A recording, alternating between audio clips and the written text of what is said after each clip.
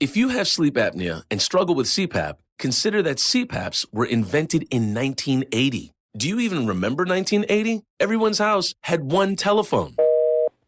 There were like 4 TV channels. Come on. You played video games in arcades and watched movies in theaters. GPS was a folded map and a helpful gas station attendant. And social media was inviting the neighbors to come look at your vacation pictures. A lot has changed since 1980. Now, for people who struggle with CPAP, there's Inspire. Inspire is an implanted device that treats sleep apnea inside your body at the click of a remote. It's the only FDA-approved sleep apnea treatment of its kind. While you sleep, Inspire keeps you breathing normally and resting comfortably. No mask, no hose, just sleep. To learn more, visit InspireSleep.com. Inspire, sleep apnea innovation. Inspire is not for everyone. Talk to your doctor to see if it's right for you and review important safety information at InspireSleep.com. This podcast of the Gamecock Central Takeover Hour presented by Firehouse Subs is sponsored by AAA Heating and Air. The premier HVAC company in the Midlands is growing. Are you a top HVAC technician? AAA Heating and Air is looking for dedicated applicants to fill their fast-growing service department with top-notch HVAC technicians. If you're the best, then they want you. If you're ready to stop working and start a career, you can earn up to $100,000 plus a year at AAA Heating and Air. Quality candidates will have at least 2 years experience and a good driving record. Benefits include top industry salaries, commission on service and unit sales, set call limits, company-provided take-home vehicle and gas card, company-provided cell phone and tablet, health, dental, and vision benefits, 401k retirement plan with company match, and scaled PTO based on length of service. Contact Roy and Dana Finley at 803-677-1500 or check out their job postings on Facebook or ZipRecruiter. AAA Air when you need us. AAA Heating and Air.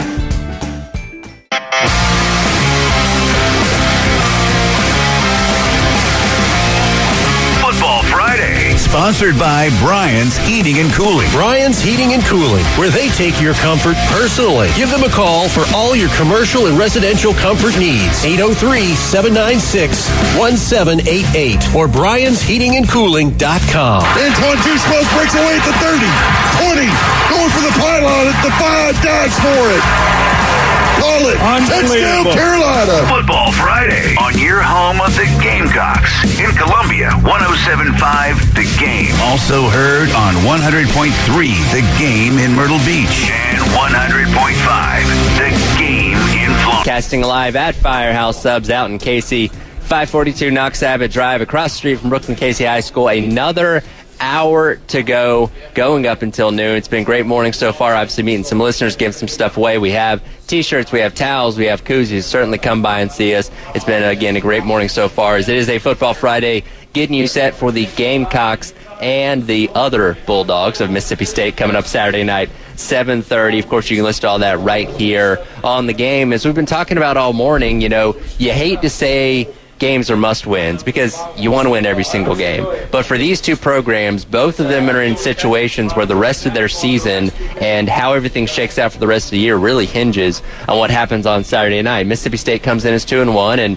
while nobody really expected them to beat LSU last week, nobody expected them to look as bad as they did, looking to get back on the right track. And for South Carolina, looking to avoid a 1-3 start of the season, where at that point you're starting to look at, man, bowl eligibility is going to be a daunting thing to get to if you start 1-3. So definitely a big game for both sides, and one that we hope South Carolina, theoretically on paper, should be the better team coming into this matchup. They are favored by 6.5 points, but not going to be easy anytime you're playing an SEC game.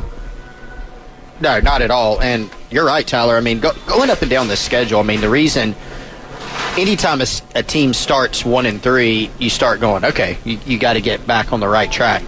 But especially for South Carolina, you start looking at their schedule, and we've said this before, every single game save for Jacksonville State. Heck, man, I might even throw Vandy in this category at this stage. You know, Vandy's lower on that totem pole, but aside from those two, and there's levels even to those two games, every single other game is either toss-up territory or you're not going to be favored to win the game. You do have 4 straight home games in November, but there's going to be some tough ones in there.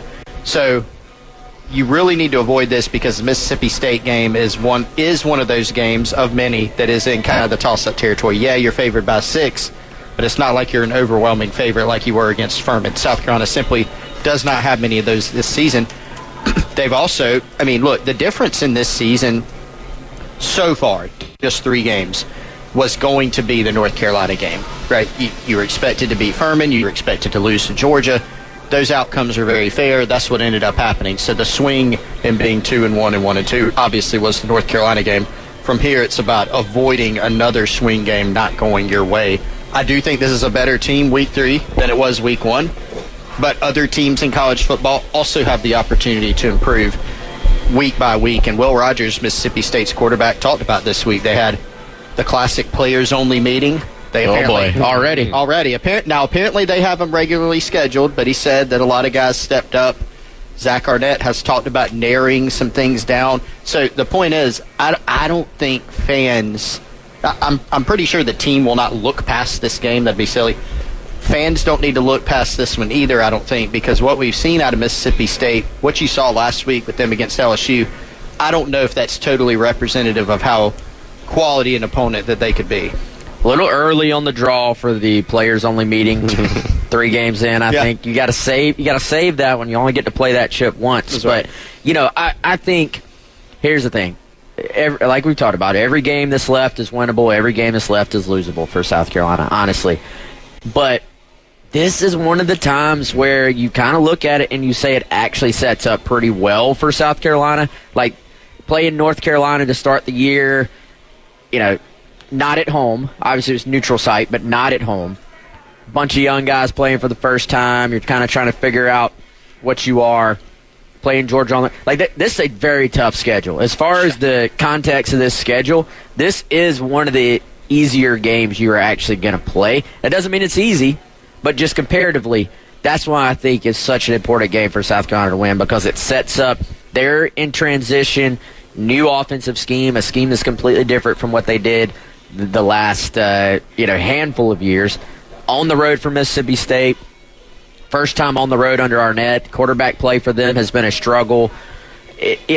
This sets up well for South Carolina when typically you're kind of with your back against the wall, I think. So that's why I think you have to find a way to take advantage of this. And for me, though, if you're Carolina, your biggest fear is that Mississippi State is just able to run the football, they score early, and they kind of just make you chase them for the entire game and kind of just let the clock keep running. Very similar to what we saw Missouri do to South Carolina last year. I think that is your biggest fear from a Gamecock standpoint. And again, like you said, they run the ball really, really well. And Will Rogers coming into this year, we thought was maybe going to go down as one of the greatest SEC quarterbacks of all time, and just he's not been able to adapt to this new Kevin Barbay style of offense. And go back to last week against LSU, struggled mightily there. So you feel like you have a favor as far as matching up against him from defensive standpoint because he has struggled. And if you can make them one-dimensional, maybe just keying in on the run, you can finally put a stop to that and just force them to throw the ball, which again they haven't been good at this season. But again, this is a game that on paper you feel like South Carolina has a pretty good chance to win, but, things happen in the SEC anytime you bring in an opponent, especially in a night game type scenario. This one could once again be a 4-quarter fight. I think it's easy to say, just stop the run, force them to throw it. That South Carolina typically plays with an extra guy in the box a lot of times anyway. It's like they already somewhat stacked the box. So I think this is a game they got to execute in the front 6 in South Carolina's standpoint and get off blocks. I think Colin brought it up earlier. Create those negative plays. Keep them off schedule. If they do that, they will win this game, I think. But there is a scenario where Mississippi State is doing what some other teams have done, getting themselves into 2nd and 5, 3rd and 2, and then you can kind of take the pressure off of Will Rogers. And I think if I'm them, that's what I'm looking to do. I'm not forcing anything. I'm not I thought Missouri had the best game plan against South Carolina all last year. Even 3rd and long, they said we're not getting our quarterback hit. They were dealing with some of the same pass pro issues going into that game that Mississippi State is. And so on the other side of your Carolina, if you do get in that type of game, you can't get impatient offensively. Like, play your game. You think at some point the big plays will come. Once again, it's a cliche. We can just throw out all the, stop the run the football, start fast. But South Carolina, when they start fast, is very, very tough to beat at home. Well, and for the first time this season, so Game 4, I've avoided like the plague in any keys to the game, run the football, right? Because I think we had expectations coming into this season that it would be tough to pick that as a key for South Carolina because we expected them to lean more heavily on the pass. I think that's been even more extreme, right, than we've expected. I anticipated several games where South Carolina would struggle to run the football. This much, I don't think so. And so coming into this game, I did revert to the tried and true, hey, you've got to find a way to establish the run. I think more so than just establish the run, I kind of lean towards you've got to play better on the lines of scrimmage on the offensive line because particularly when you look at the type of scheme Mississippi State's going to run with this 3-3-5, they're going to present you a lot of different looks. There's going to be kind of some, you talk about teams on offense with eye candy. I think you could say the same thing on defense, but it's not really eye candy. It's just problems that they can present you with different looks that they can give you, different blitzes, different games on the inside with their interior defensive linemen. And so playing with discipline up front for an offensive line that's, had some issues at times, whether it's penalties, procedural stuff. Wes made a great point this week in that some of the penalties that you've seen have been kind of caused by the opponent. And so you want to make sure that this is your best game up front on the offensive line because if so, that's going to help you run the football better. And I just don't think it's sustainable for South Carolina to go throughout this season and not be able to run the football. At some point, something has to change, or else we're going to be doing what we were talking about trying to avoid earlier, and that is going through several losses and saying Spencer Rattler played great, but they couldn't run the football. That's not what you want. One thing that can certainly play into the factor for South Carolina is the home field advantage. It is a sold-out Williams-Brice Stadium for this game tomorrow night. However, we do have a pair of tickets that we're going to give away right now.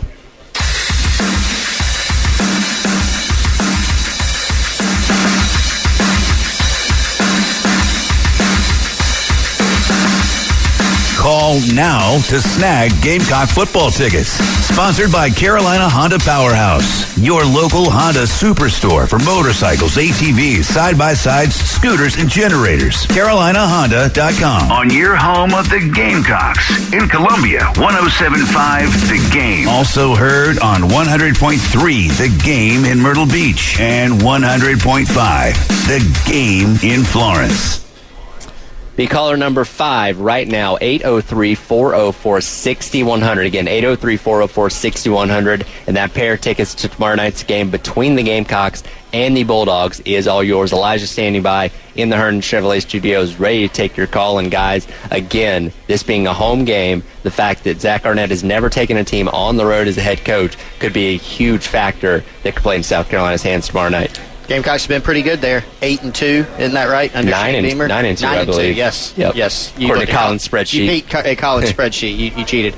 But yeah, they've been really good. Shane Beamer has made his appeal to the fans, to make a difference. It is a weapon for them, no doubt, for a team.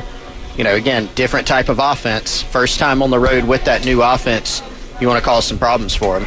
I was very impressed with the crowd against Furman. Yes. This was not a on paper sellout. Right. This was a legitimate, there were lots of fans in even the parts of the park that kind of are the last to fill in. Mm-hmm. And so, SEC opponent, you got a great shot to have another incredible environment. And this thing's been sold out for a while now. So I think we're going to see a great environment tomorrow night. It will be a factor. And Mississippi State will try to take the crowd out of it, too. And those fans for the Furman game not only showed up, they stayed as well. I mean, even when you got in the third and fourth quarter, when you were playing the Lenore Sellers and the Tyshawn Russells and stuff like that, you had a good crowd there that gave those guys a good reception, and we're very excited to see what the future of the program is. But yes, coming up tomorrow night again, 7:30, very excited to see what happens in Williams-Brice Stadium for the first home conference game for the Gamecocks. We'll continue to break that down as the Gamecock Central Takeover Hour live from Firehouse Subs in Casey rolls on here on the game. For over 3 decades, nobody has had a wrestling career like Arn Anderson. Conrad Thompson gets all the stories with Arn. Would you rather take the cactus bump from the apron to the floor or give Ric Flair your debit card pin?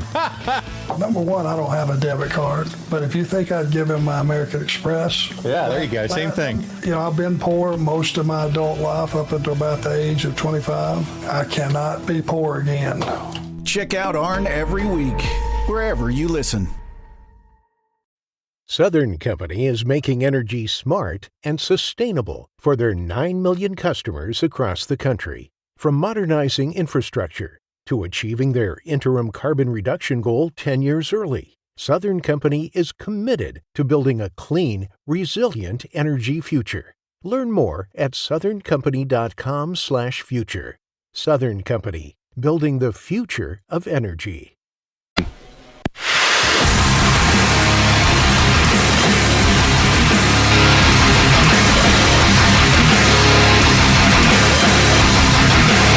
Football Friday. Sponsored by Brian's Heating and Cooling. On your home of the Gamecocks. In Columbia, 107.5 The Game. Also heard on 100.3 The Game in Myrtle Beach. And 100.5 The Game in Florence.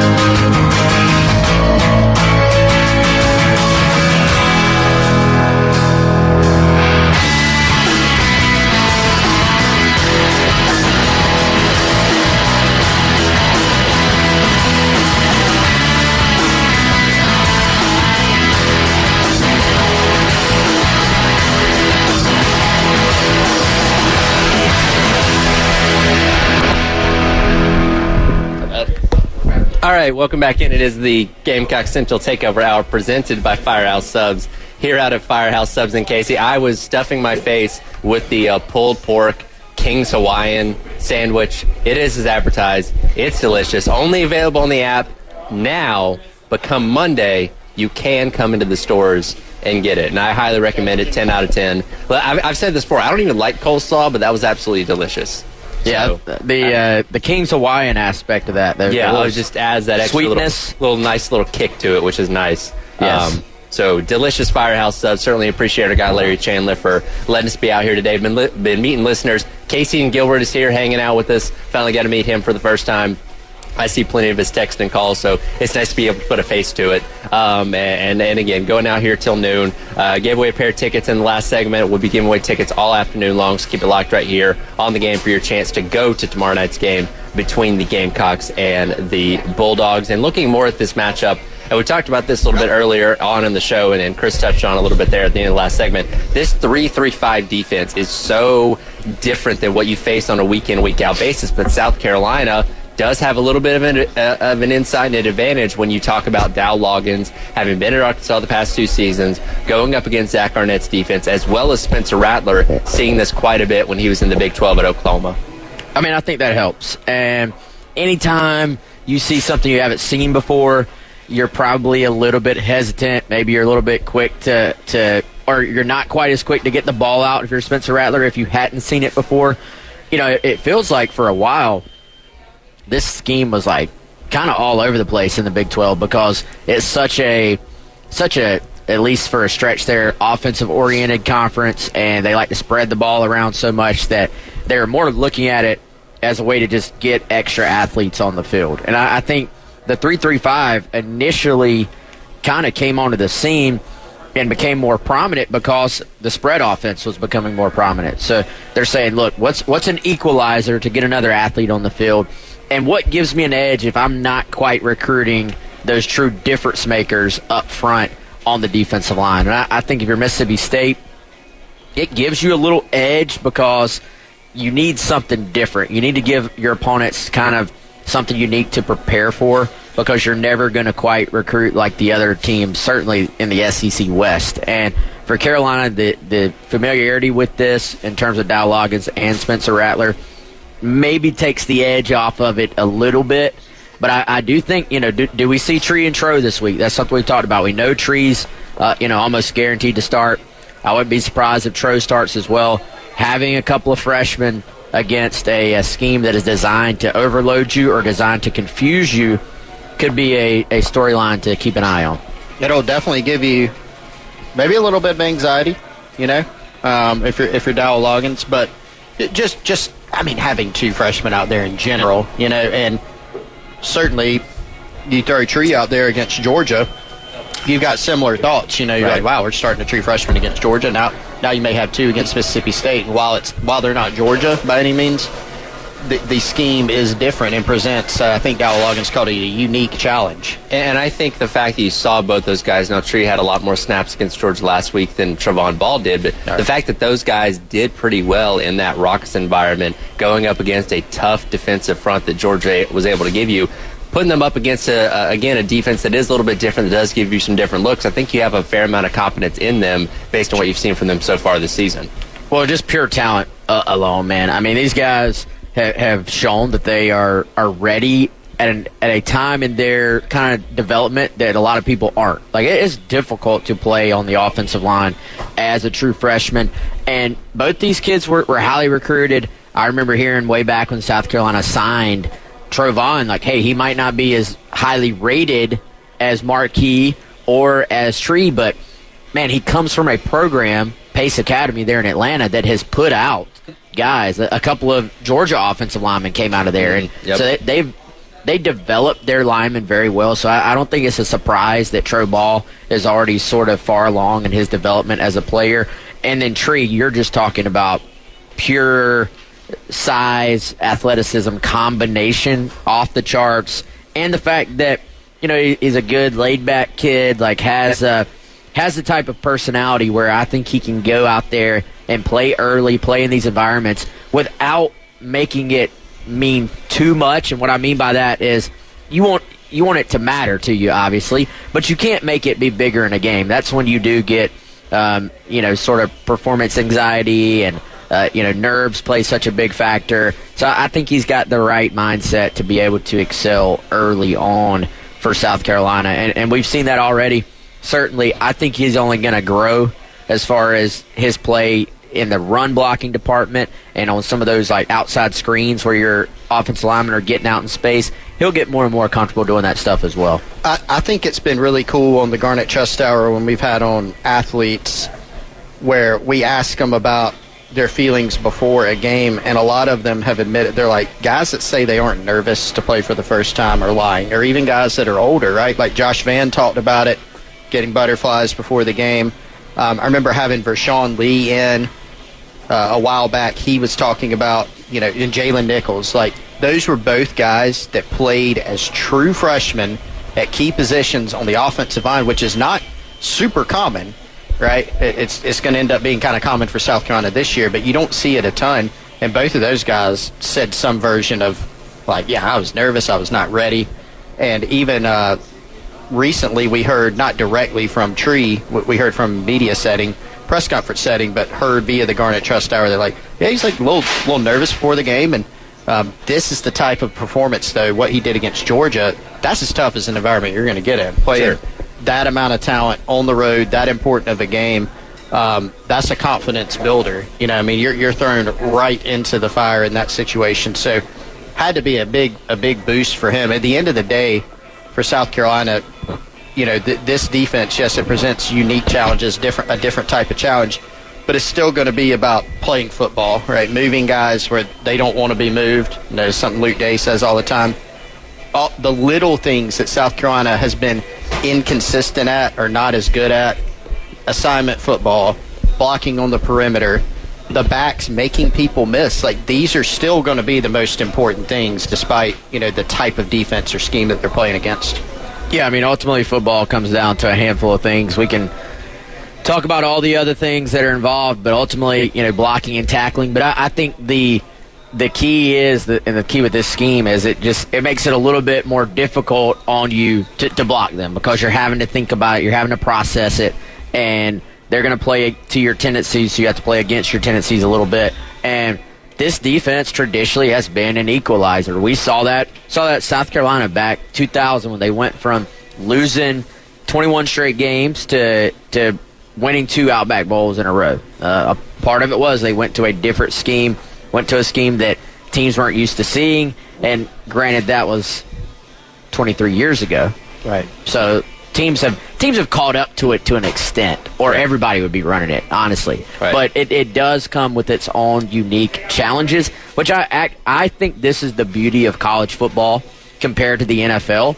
Yes, you're going to have different types of athletes, different approaches to the game, but only in college football will you see so much diversity in terms of what type of scheme you're going to see from one week to the next. Right. And I think that's what makes it fun. Every week is a new battle for you. Again, excited to see what happens between the Gamecocks and the Bulldogs coming up tomorrow night. Again, we're broadcasting live out at the Firehouse Subs in Casey, 542 Knox Abbott Drive, across the street from Brooklyn Casey High School. I got to bounce because I got to get back to host noon to 3 with Colin, but Wes and Chris going to keep driving, going up until noon here on the Gamecock Central Takeover Hour, presented by Firehouse Subs on the Stacking Benjamins with Joe and his good friend OG not only has great financial insight, it's laid back with humor too. The Len Penzo sandwich survey. I wanted to know, was it really cheaper to brown bag it every day, or was it cheaper to go through the school lunch? And the most expensive sandwich of all. 46% increase. This is the first time a sandwich has ever touched $5. Before anybody gags on that, though, it's a great sandwich. Find out more by searching the Stacking Benjamins podcast, wherever you listen. Hey.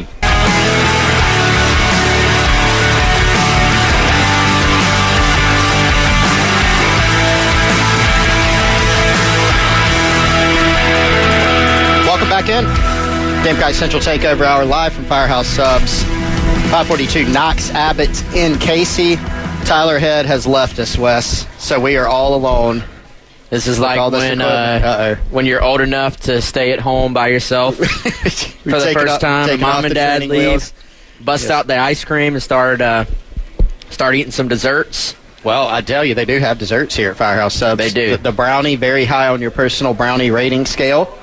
I do have one of those. Yes, and it ranks highly. So, you always think about Firehouse Subs, you think about subs, and they're outstanding. But, man, they do have cookies and brownies. They have an array. So maybe we can break into those here shortly. Yeah, come see us. Knox Abbott Drive, right across from Brooklyn Casey High School. We're hanging out until noon before we hand the keys over. We got Elijah back at home there driving things. Elijah, just help us keep this thing in between the lines, okay, man? We're going to do the best we can. Let's go ahead and make some picks, man. All right. Like I was gonna save this for the end, but let's go ahead. Let's make some picks. I like it. So our picks are live on Gamecock Central now. Colin earlier wouldn't tell the people his picks until it was live. We'll call him out now then. Well, and I can tell y'all who he picked. So I think he just didn't want to tell y'all that he picked Clemson to beat Florida State because he did. Yep. So Colin, who is 17-10 so far this year in his picks, he did pick Clemson.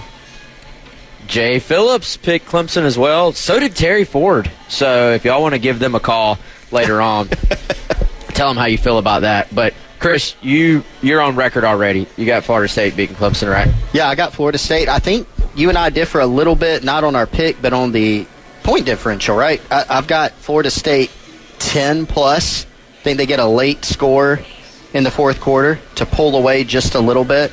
Tight game throughout. But I don't have Florida State dominating the game, controlling the game from start to finish. But I've got a 10-point+ differential. What about you? Yeah, I mean, I didn't really give a score. I don't have a strong feeling about it one way or the other. I do tend to think it'll be tight. Yeah. Clemson, yes, they've taken a step back. Like, I think that's apparent, but they are not going to just lie down this week. I think they've been building this game up in their minds probably for a while as their next opportunity to kind of announce, hey, we're not done yet. And so I think Florida State will get Clemson's best shot.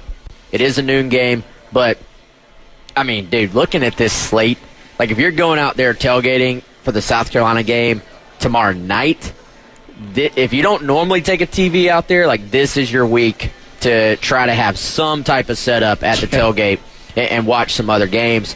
Certainly, I think Oregon will probably beat Colorado probably by 2 scores, honestly. But that for me is must-see TV at this point. Like you want to find out. All right, and Vegas has very much struggled to peg Colorado at this point. Obviously, They won when they were underdogs. Then they had them as huge favorites against Colorado State. And Colorado State is in a position to win that game. Gives up just what ended up being an instant classic drive down the field. Shedeur Sanders showing he could do it in the clutch. Then they have to get the 2-point conversion as well. I mean, incredible football game. So here they sit, Colorado 19, Oregon 10 in the country, both 3-0. And, we're going to find out a lot more about this Colorado team this week. But can they beat Oregon? Not can they keep it close, not can they hang in there. Can they beat Oregon at Oregon when Oregon is a 3-touchdown favorite? Seems like a big spread, doesn't it? It does. I think Oregon's really talented, man. Yeah. And Colorado, here's what we know. We know Colorado has exceeded expectations. Man, they could probably lose almost every other game this year and maybe exceeded expectations because of what they've done in the first half. But I still don't know if we know if this is a really, really good football team. I think it's a good football team. If you were South Carolina, you wouldn't want to play them right now probably, right? That'd be a scary game. And I think a lot of other people feel the same way. But, yeah, I tend to agree with you. I'm picking Oregon in the game. But Colorado's been a neat storyline to follow. I think you have the narrative that people are tuning in to root against Deion, I think, is overblown. It's like a little bit of a straw man. Mm-hmm. Like the whole they're hating on us. Like not really. Like there's been some of that, and any of the kind of hatred has been amplified. I think most people are tuning in because it's just fascinating. Like we just want to see what happens. Can he keep this going? Can he spring this big upset? Will they start going in the opposite direction?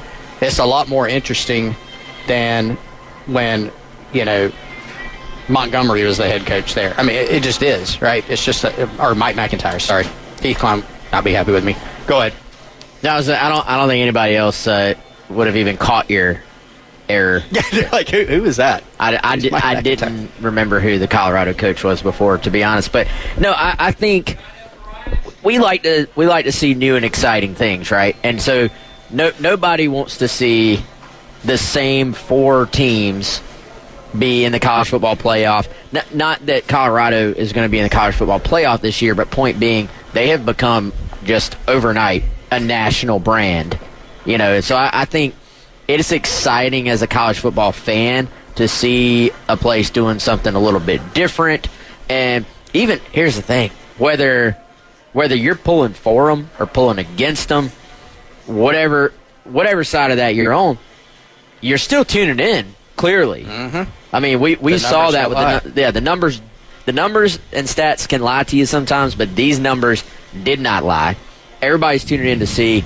Game day last week was phenomenal there. You had everything from The Rock coming out in the middle of a segment to his music to, honestly, one of the most touching segments I've ever seen on game day, talking about Corso's 300th day of putting on the mascot head to do a pick. So I thought Game Day live from Colorado last week had everything. Onto the field, the Colorado-Oregon, tough matchup for them. It kind of feels, Oregon, 21-point favorite. It does feel like, again, Vegas has struggled with how to peg Colorado, but it does feel like one of those trap spreads where you're saying that's way too high. And then after the game, you're saying, man, Vegas knew. So, I don't know. Oregon's averaging, I think, 58 points a game. I know they haven't. They went to Texas Tech. That was a tough matchup. The other 2 games, but you're scoring 58 points a game 3 games in. You're doing something right. So, going to be tough to win that, I think, if you're Colorado. Ole Miss, Alabama. Another line that people, I think, are sort of shaking their head at right now. Alabama favored by almost a touchdown. This game is in Alabama. 3:30 kickoff, CBS, number 13 Alabama, which is just a weird sentence to even say, against number 15 Ole Miss.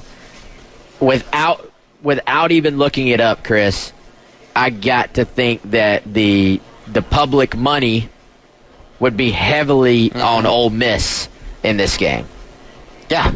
But is this the whole, like I talked about with Clemson, is this the Alabama punches back and says, guys, we're still Alabama. We ain't dead yet. I could see it. And, here's what'll be fascinating, Wes. If Alabama does not win, the conversation will be very interesting. People have already started back with the Saban's done thing that's been going on for 15 years now. But could it be a little bit of a different conversation this time? Maybe so. And that speaks to what he's done in his career and at Alabama. He's won, 7 national titles? To where if you lose 2 games and you look shaky, he's done, It just goes to show you that if you have a quarterback, then you have a chance. And if you don't have a quarterback, you're going to struggle. So, all right, guys, we got some more picks, and we'll give our final thoughts on South Carolina versus Mississippi State coming up.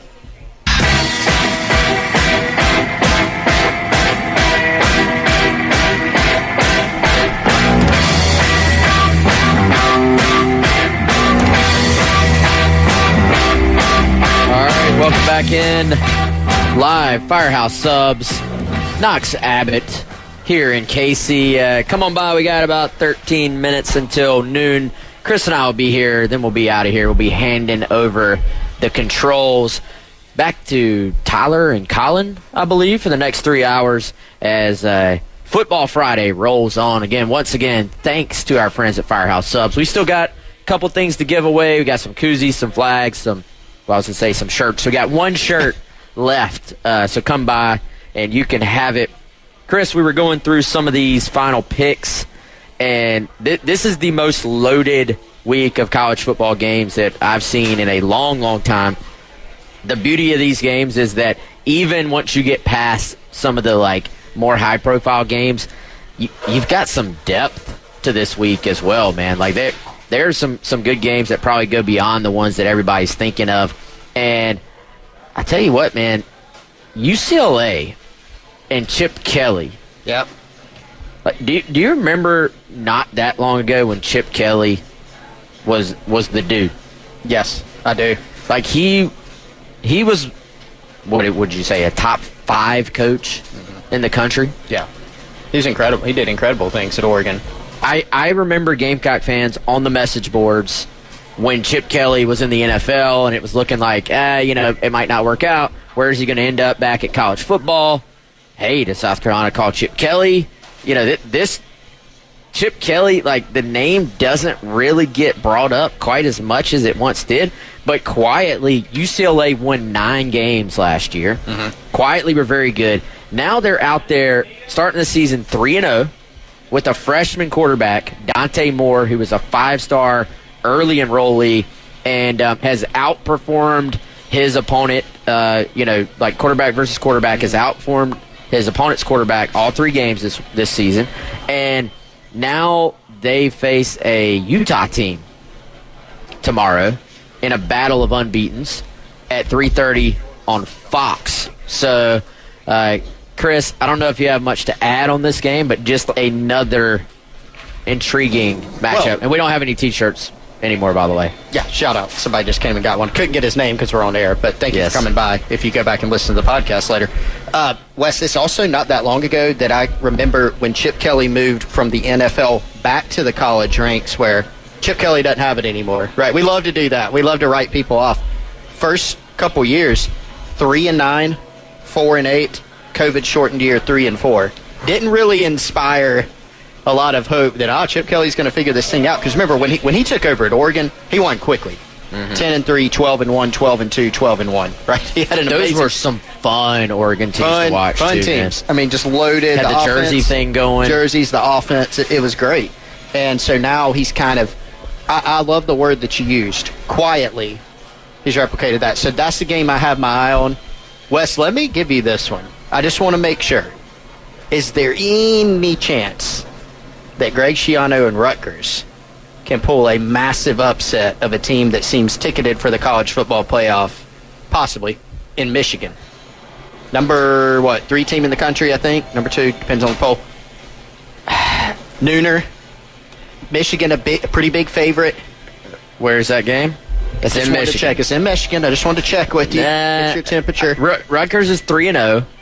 I'm going to be completely honest. This is what we do. I ain't watched one snap of Rutgers football this year. Completely honest. Me neither. I don't know if I've watched any of Michigan either. I've probably seen a few stray snaps here and there. Michigan has kind of started slow, even though they're number 2, they're 3-0, blah, blah, blah. Yep. They haven't had their head coach.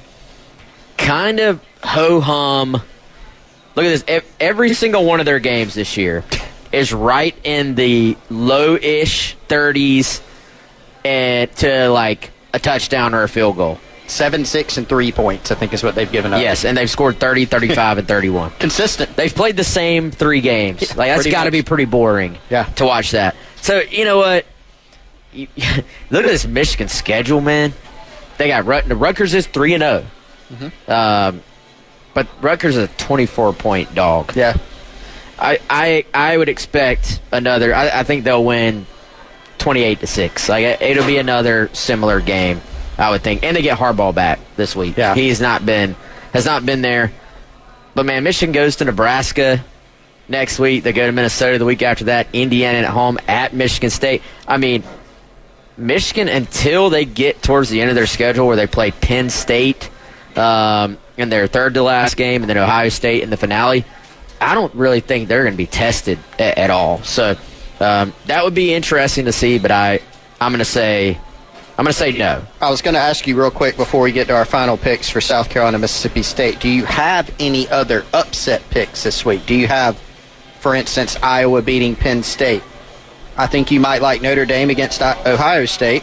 I did pick Notre Dame. So that is technically an upset. Yes, that is. I think it's like a Ohio State by 3. Yeah. Another one.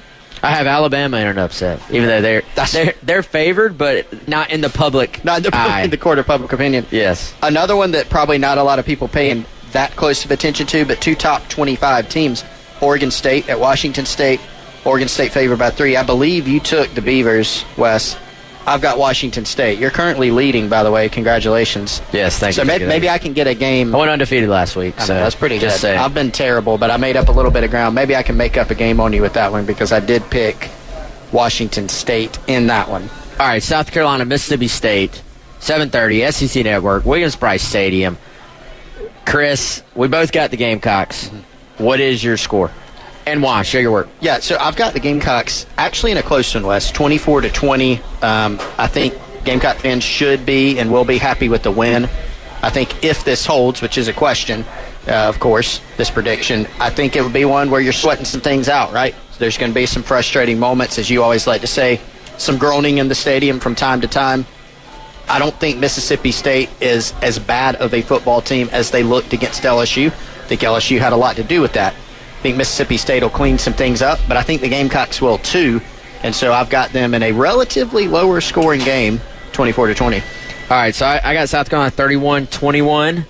By the way, am I supposed to call Marks Jaquavius Marks or Woody Marks? Like, does everybody call him Woody or just his friends Zach call him Woody? Arnett called him Woody the other day because I had to go make sure. He said, yeah, Woody had the 50-yarder, and he was talking about Jaquavius. That's his Twitter, is on Twitter as Woody Marks. Call him Woody. Okay, so Woody Marks, I think this game becomes Woody Marks versus Spencer Rattler. Yeah, I think that's the way it's setting up.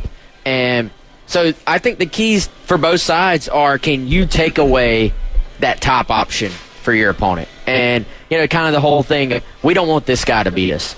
If you're South Carolina, you have kind of struggled to stop the run, and you're facing a really good running back. So it's way easier said than done. If you're Mississippi State, you haven't gotten much pressure on opposing quarterbacks this year. So I think you're going to struggle to stop Spencer Rattler. So I think as this game goes on, it's going to be one of those things. Both of those guys are going to make some plays. If you're the Gamecocks, you got to keep Marks from just beating you. If you're Mississippi State, you got to keep Rattler from doing it. I got South Carolina winning by 10. We are out of time. Once again, appreciate Firehouse Subs.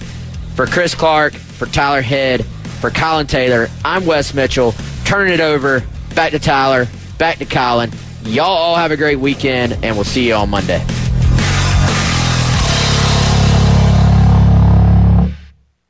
Introducing Rich Valdez, America at Night, the podcast. Welcome to the conversation, familia. A perfect blend of news and entertainment, interviews and insights. Eye-opening, nothing very surprising, but definitely eye-opening. America's nighttime town hall whenever you want. What else could it possibly mean? Rich Valdez, America at Night.